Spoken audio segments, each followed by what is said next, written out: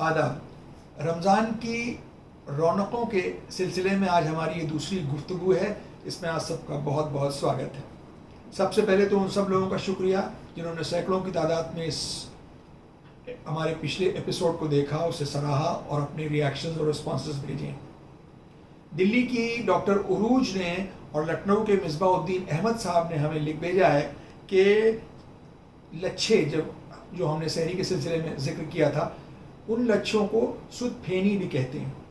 اویناش آچاریہ صاحب نے بھی دلی سے لکھا ہے کہ ان کی ننیہال میں, بیکانیر میں یا جودھ پور میں سحری میں جو لوگ جگانے کے لیے آتے ہیں وہ چمٹا بجاتے ہیں, اور یہ وہی چمٹا ہوتا ہے جو مندروں میں بھجن کے دوران بجایا جاتا ہے. کتنی خوبصورت بات ہے کہ ایک عبادت کا انسٹرومنٹ دوسری عبادت کے لیے استعمال ہو رہا ہے. And this happens only in India.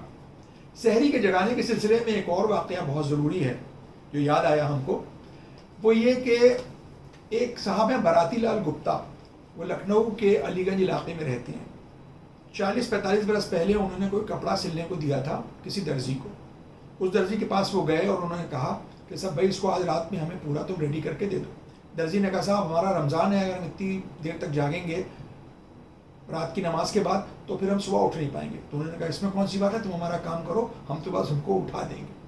اور انہوں نے آ کے سحری کے لیے درزی صاحب کو جگا دیا اور اپنے جو سامان تھا وہ لے لیا.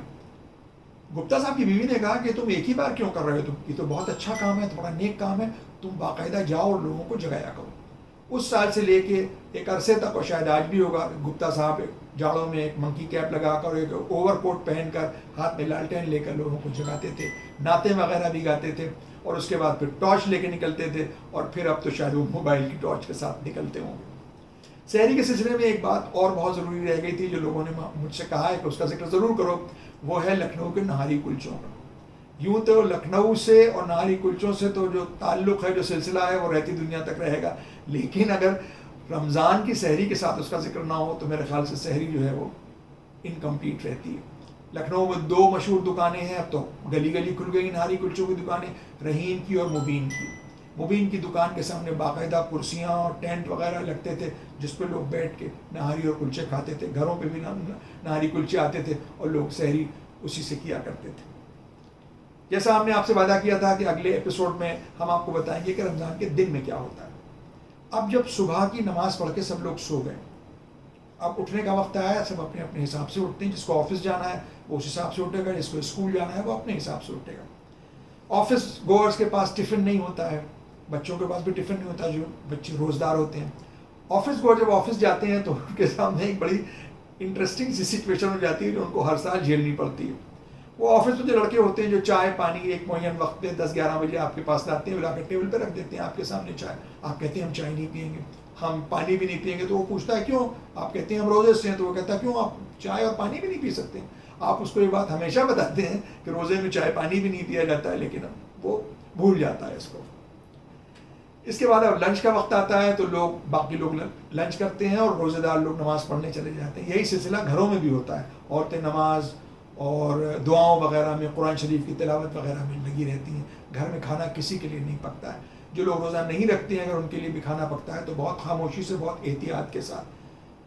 اب تو روٹیاں بیل کے پکتی ہیں بیلن پٹرے پہ. ہمارے زمانے میں, ہمارے بچپن اور لڑکپن میں روٹیاں بیلی نہیں جاتی تھیں بلکہ تھاپ سے سینی کے اوپر اس کو پھیلایا جاتا تھا. تھپ تھپ باقاعدہ آواز آتی تھی. تب وہ رومالی روٹی کا پورا پیرا بڑھتا تھا, اس کو توے پر ڈالا جاتا تھا.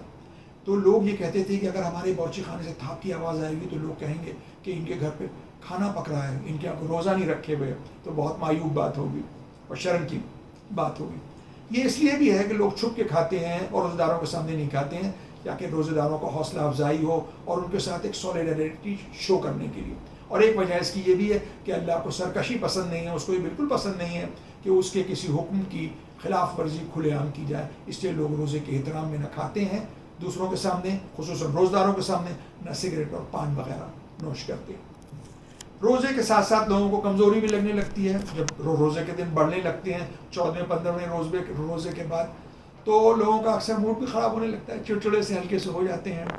لیکن ذرا ان کی سوچیے جو ایئر کنڈیشن آفیسز میں بیٹھے ہوئے ہیں, ان کو چاہیے کہ وہ یہ سوچیں کہ ان کی کیا کیفیت ہوتی ہوگی جو ٹھیلا لگاتے ہیں، ریڑھی لگاتے ہیں، دھوپ میں کھڑے ہوئے سبزی بیچ رہے ہیں، سامان بیچ رہے ہیں، وہ بھی روزے سے ہوتے ہیں، مسکرا کے لوگوں کا سامان تول رہے ہیں، لوگوں سے اچھی طرح بات بھی کر رہے ہیں. تو یہ سب باتیں جو ہیں وہ روزے کے سلسلے سے آج دن کے عنوان سے کہ روزے کے دن میں کیا ہوتا ہے، باتیں بہت سی ہیں لیکن وقت کم ہے، اس لیے آج یہیں پر یہ گفتگو جو ہے وہ تمام کی جاتی ہے. لیکن اس وعدے کے ساتھ کہ رمضان کی رونقوں کے سلسلے میں اگلی قسط میں آپ کو روزے کی افطاری، اس کے بعد پھر شبیں جو 3 دن ہوتے ہیں رمضان میں خاص، ان کے بارے میں، پھر عید کی تیاریاں، پھر عید کی صبح نماز کے واقعات، پھر عید کے دن شام کو پارٹیاں، اور سب سے امپورٹنٹ بات جو ہوتی ہے عید پیچھے ٹرم، یعنی عید کے بعد کے 3 دن وہ کیسے لوگ جا کے سیلیبریٹ کرتے ہیں، وہ سب ہم آپ کو اگلی قسطوں میں بتائیں گے. آپ کا بہت بہت شکریہ اس ایپیسوڈ کو دیکھنے کے لیے، اور اس کو آپ پسند کریں اور اپنے ریئیکشنز ہمیں ضرور بھیجیں. آداب.